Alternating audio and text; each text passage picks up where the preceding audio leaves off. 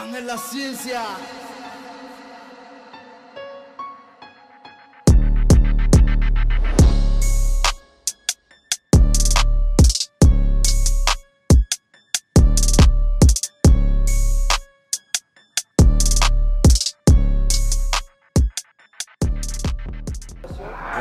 Alors je suis Hassan Azaz, je suis président du Multiboxing Persan et je suis aussi le président du comité départemental FFKMDA du 95 et je suis dans les sports de combat depuis 92. Donc on est arrivé dans les sports de combat grâce à M. El Kandili et à Khalid via Sport Insertion Jeune et puis on n'a pas quitté le navire depuis. Donc on est là pour la jeunesse persanaise et de l'Île-de-France. Là nous sommes à Persan, ma ville d'accueil où je suis arrivé dans les années 80 du Maroc. Donc voilà, j'ai pas bougé, je suis ici, puis voilà, je suis à la disposition de la jeunesse persanaise. Mon parcours sportif, alors j'ai commencé tard, hein, comme je vous ai dit, hein, j'ai commencé à l'âge de 18 ans, donc dans les sports de combat. Donc j'ai commencé par le full contact, le kickboxing.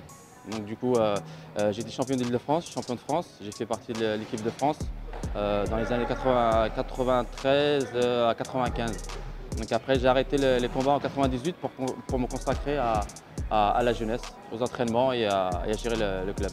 Sur ma carrière, il y a deux gros combats qui m'ont marqué. Celui face à Farid Kider en full contact, en demi-finale, où j'ai perdu. Très fort, Farid Kider, un très gros nom du pied-point français et international aussi.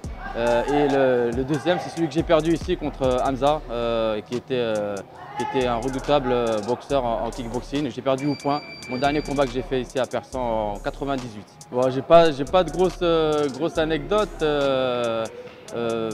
Franchement, j'en vois pas, mais qu'est-ce que je pourrais dire? La peur, la boule au ventre peut-être. Avant chaque combat, on ne dort pas la nuit. On y pense les premiers combats, mais après ça devient, voilà, ça devient comme le vélo. Après c'est parti.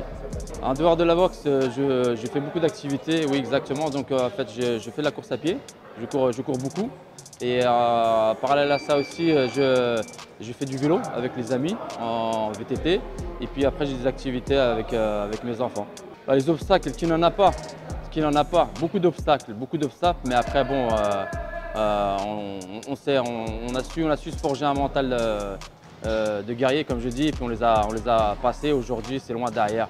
Mais on a toujours, comme je dis, la vie c'est comme une voiture en fait. Vous avez le grand pare-brise, voilà. On a le grand pare-brise devant, on voit toujours devant, mais on regarde toujours le rétroviseur derrière, on ne sait jamais. La relation coach-boxeur, pour moi, donc, dans un premier temps, il y a une confiance qui va s'instaurer. Là, la plupart de mes élèves boxeurs, en fait, je suis comme un papa pour eux. Donc, on se voit en dehors, voilà, on est toujours au téléphone ensemble. Quand il y a un problème, bon, ils m'appellent. Donc, voilà, il y a vraiment une grande relation entre. Comme je dis, le sport, c'est une école de la vie. C'est un plus en dehors des parents et de l'école, donc ça vient en supplément. Donc, il y a des choses qui me confient. Donc là, après c'est intact, hein, comme je dis, hein. Soit on l'a, soit on ne l'a pas, donc voilà. Mais ça reste toujours, on essaye de garder de bonnes relations, on essaye de faire avancer le boxeur avec les moyens qu'on a, quoi. Ce qu'on m'a toujours appris, hein, les valeurs, le respect, surtout le respect. Toujours le respect et voilà, rester toujours humble. L'humilité, comme je dis, depuis que je suis dedans, je suis comme ça et je ne changerai pas.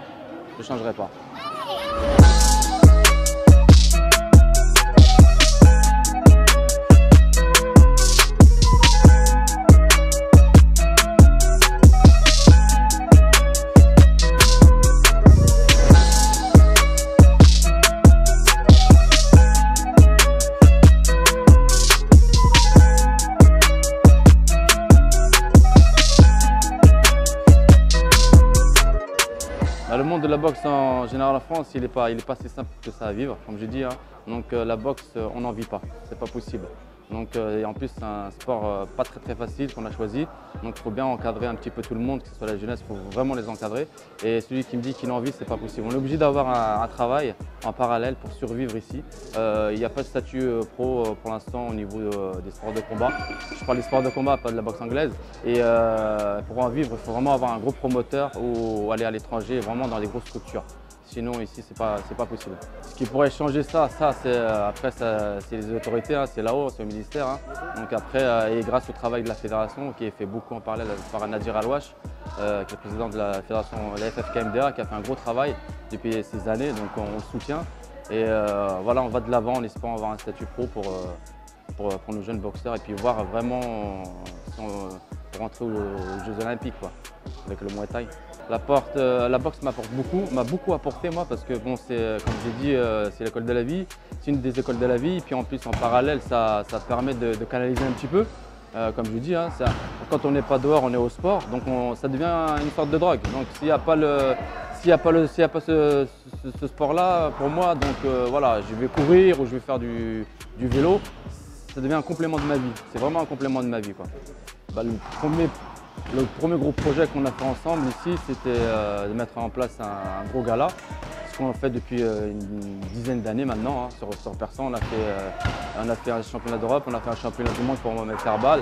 Là, on s'investit encore pour un championnat d'Europe pour Fabrice Gnidré et un titre intercontinental pour Malik Balo. Donc du coup, ça c'était mon gros projet, c'est de pérenniser ces événements pour la jeunesse, pour faire connaître la jeunesse persanaise.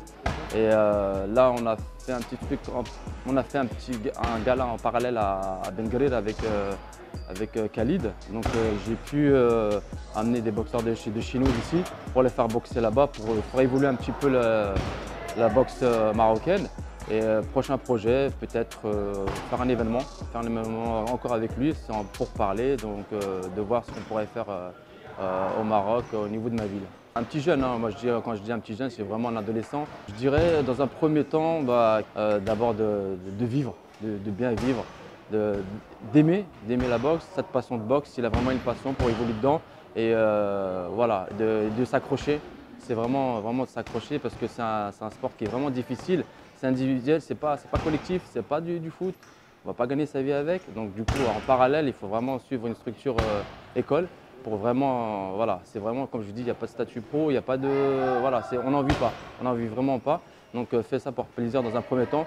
S'il y a des portes qui sont ouvertes, c'est bien. S'il n'y en a pas, voilà, tu resteras dans ta passion et puis tu passeras tes diplômes pour aider les autres qui arriveront derrière. On a toujours une pression de toute façon. Déjà, comme je dis, avec le stress, vous allez perdre. Même si vous êtes préparé physiquement, mentalement, quand on boxe toujours à domicile, il y a toujours cette pression. Il y a toujours la pression qui arrive, vous avez toujours la boule au ventre.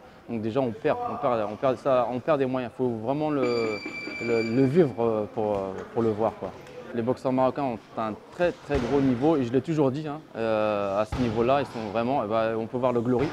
Le Glory qui est une grande ancienne américaine de pied-point en K1. On peut voir qu'il y a Mohamed Jaria, Badrari, Ismaël Lazare, où on a vraiment, et l'infusion, vous avez l'infusion aussi. Donc vous avez vraiment un bon niveau au Maroc de pied-point. Je l'ai toujours dit, hein, en kickboxing, K1, full contact. On peut aller juste à côté, hein, vous avez pour moi ce que j'appelle la capitale du K1, c'est Amsterdam. Donc vous avez vraiment une grosse école du K1 en Hollande, où ils sont vraiment forts. Et la population qui est là-bas, c'est vraiment une grosse population marocaine, que ce soit en Belgique ou que ce soit en Hollande. Donc ouais, il y a vraiment du gros niveau, même au Maroc. Hein. Quand je parle vraiment en marocain local, ils sont vraiment forts. Ils s'entraînent dur, moi j'ai vu les entraînements et ça court dans des températures que nous, on n'y arrivera pas. Et donc du coup, en fait, ils ont vraiment ce mental d'y croire et de la volonté aussi.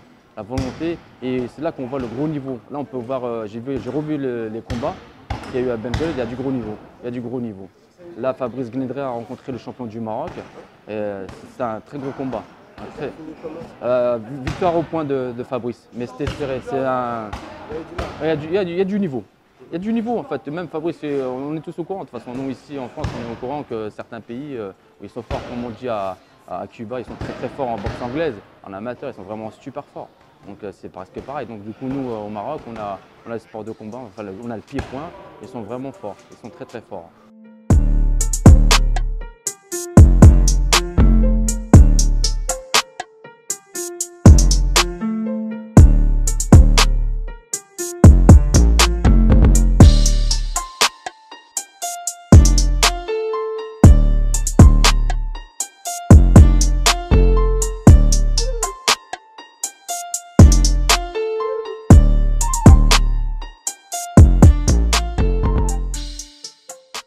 Alors moi je viens de Beni Mellal, dans Moyen Atlas, donc c'est pas loin de Casablanca et de Marrakech. Donc c'est une ville qui est en train qui évolue beaucoup. Et voilà, je suis né là-bas. En fait, je suis arrivé ici, comme je vous disais, en 81. J'avais 6 ans. Donc j'y retourne souvent voir toute ma famille qui sont là-bas, les grands-parents, les oncles et les petits cousins, quoi. Mes parents, dans les années 70, sont venus ici. Comptaient repartir là-bas, du coup ne sont pas repartis, donc du coup ils nous ont ramenés. Donc on a grandi ici, on vit ici, on a nos enfants qui ont grandi là, donc du coup c'est enrichissant puisqu'on peut aller là-bas, voilà, je veux dire se reposer, revoir la famille, se rebooster un peu et revenir ici, donc travailler, voilà quoi, c'est enrichissant. C'est très important de savoir de ne pas laisser, comme je disais, de ne pas laisser vraiment la famille, les frères, les cousins qui sont là-bas, vraiment qu'ils aient un lien. Parce que demain, s'ils se rencontrent, j'en ai un qui va au Maroc, vivre au Maroc, qui rencontre une personne dans la rue et voilà, qui ne reconnaît pas la famille, ça arrive souvent ça. Donc c'est vraiment, ouais, il faut leur inculquer les valeurs de la culture de là-bas. Le Maroc d'aujourd'hui, il a vraiment évolué. Il a vraiment évolué, donc du coup il y a beaucoup de travail qui a été fait, notamment par le roi Mohamed VI. Là on a les infrastructures, voilà, et puis je veux dire ça évolue beaucoup. Et vraiment il y a de plus en plus de monde qui investissent là-bas. Et donc du coup on a une autre vision du Maroc. Vraiment, on a vraiment une autre vision du Maroc. Des fois on se croit même qu'on est en Europe. La France d'aujourd'hui, elle est. Comme je vous dis, on a eu un bond dans les années 90, donc on est passé vraiment sur beaucoup de choses. Si ce sport de combat il est arrivé ici, c'est pas pour rien, c'est pour canaliser certaines jeunesses dans les quartiers. Donc vraiment, on a eu la jeunesse de maintenant, c'est pas la même jeunesse qu'avant. On n'a pas eu la même éducation de nos parents que celle-ci. Donc on essaye d'avancer notre éducation, de nous adapter à la vie d'aujourd'hui qui est vraiment difficile. Il faut vraiment encadrer un petit peu le pied. Mais c'est vrai qu'il y a un gros changement au niveau de la France. Ouais. Il y a deux personnes que j'apprécie beaucoup. Enfin, voilà, j'ai Khalid Al-Kandili, qui est un gros militant associatif, qui fait beaucoup. Il peut être là aujourd'hui, demain il peut être là-bas, il peut être à Bruxelles comme là, il est vraiment à l'écoute. Coup de téléphone, il est là. Je veux dire, c'est vraiment une personne que, maintenant il vit au Maroc, comme je dis, c'est vraiment une personne très importante pour moi. Et puis après, derrière, on a notre roi qui essaie de faire beaucoup de choses pour le Maroc.